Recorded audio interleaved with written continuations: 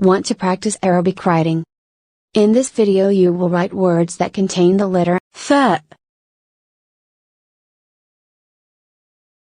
Are you ready? Let's start. In this lesson, we will introduce the letter Thaa. Thaa corresponds to the combination th, as in think. Thaa has 3 dots on top. These dots are written like triangle shape. It's easy to write it. Now try to write it with me. Thaa. Let's see the 3 basic voweling signs, when used with Thaa. First, here's the fatha. The pronunciation now will be Thaa. Next, this is a kasra. The pronunciation now will be Thi. And finally, there's a dhamma, it, now pronounced as Thu. Listen again. Thaa. Thi. Thu. Now, let's practice writing and pronouncing these basic voweling signs.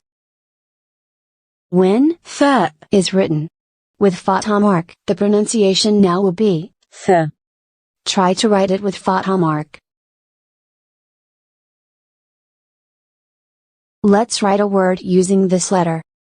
ثعلب means fox. ث ع ل ب ثعلب. Now let's join these letters together. ث ع ث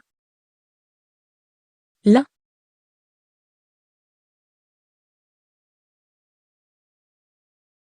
ب ثعلب. ثعلب. When Thaa is written with kasra mark, the pronunciation now will be Thi. Try to write it with kasra mark. Let's write a word using this letter. ثياب means clothes.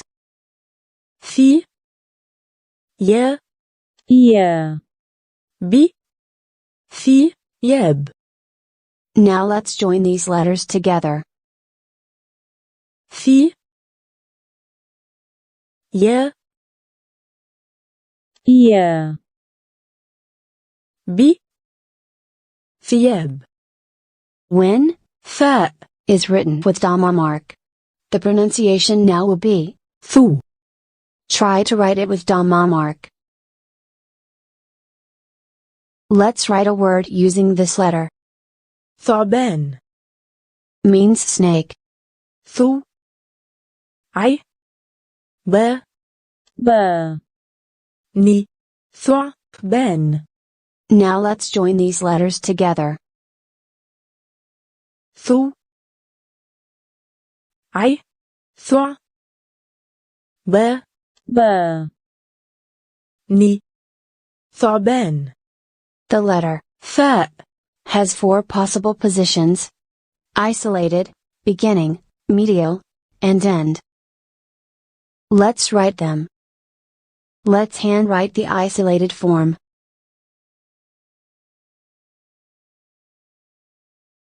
Here is how to write the beginning form. Like. ثلج means ice. ث لي جي ثلج. Now let's join these letters together. ث لي جي ثلج. And next. ثمن means price. ث ما ني ثمن ثمن. Now let's join these letters together. ث ما ني ثمن. And next. ثقب means hole. ث قي ب ثقب ثقب. Now let's join these letters together. ث قي ب ثقب ثقب. And next. ثوم means garlic. ث وي مي ثوم. Now let's join these letters together. ث وي مي ثوم. And next. ثقيل means heavy. ث قي ي ل ثقيل. Now let's join these letters together. ث قي ي ل ثقيل. Here is how to write the middle form. Like. مثل means such. م ث ل مثل. Now let's join these letters together. م ث ل مثل. And next. كمثرى means pair. ك م ث ر را كمثرى. Now let's join these letters together. ك م كم ث ر را كمثرى. As you can hear, we pronounced ya as a long vowel aleph, and there are not dots below it. كمثرى. When those exception letters come before the letter ثاء, it will be written in the middle of the word. Like this. For example. وثب means bounce. و ث ب وثب. Now let's join these letters together. و ث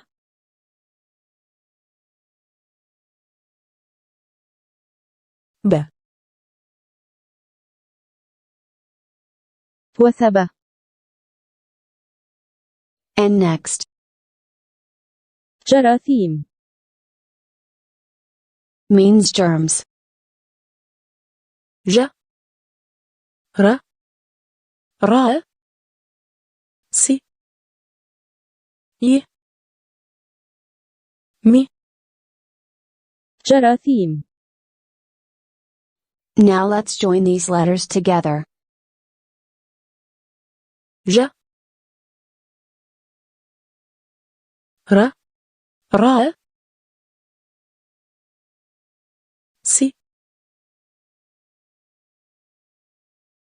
ي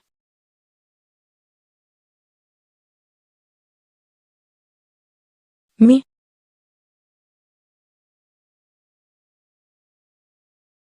جراثيم. Here is how to write the end form. Like. بحث means research. ب ح ث بحث. Now let's join these letters together. ب ح ث بحث. And next. خبيث Means malignant. خ بي ي ث خبيث. Now let's join these letters together. خ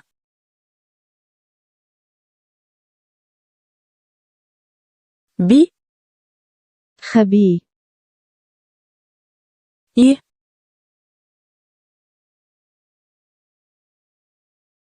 ث خبيث.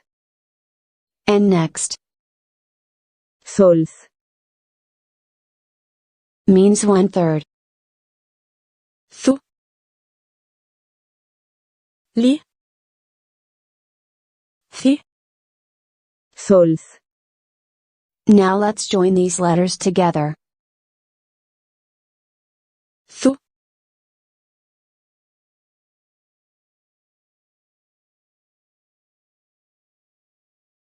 لي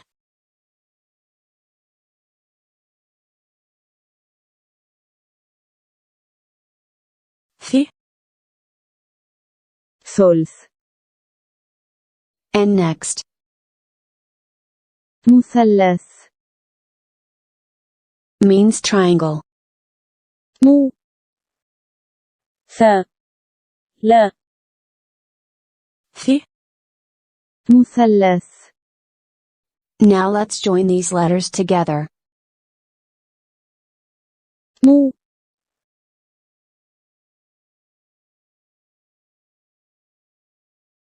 ث لا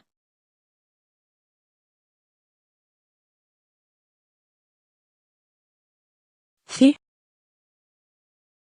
مثلث. When those exception letters come before the letter Thaa, it will be written in the end of the word. Like this. For example. تلوث Means pollution. ت لا و ث تلوث.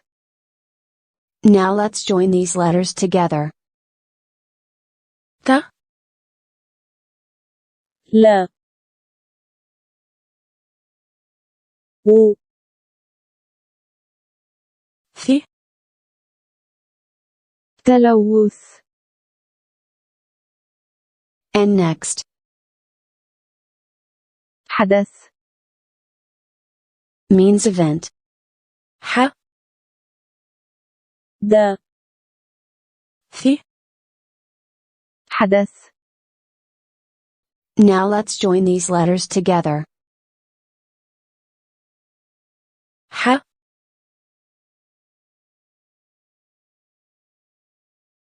د